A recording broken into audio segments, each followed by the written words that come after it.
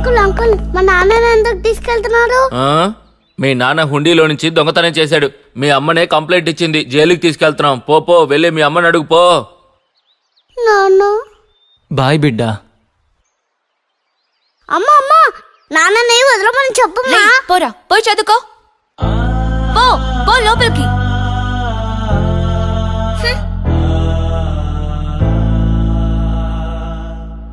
నాన్న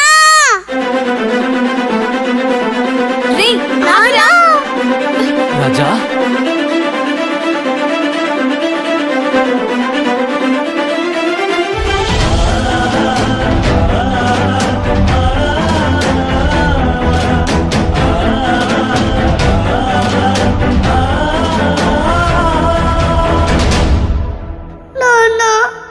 రాజా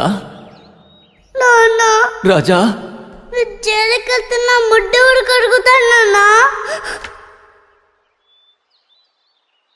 రాజా చెడ్డి తీ రాజా.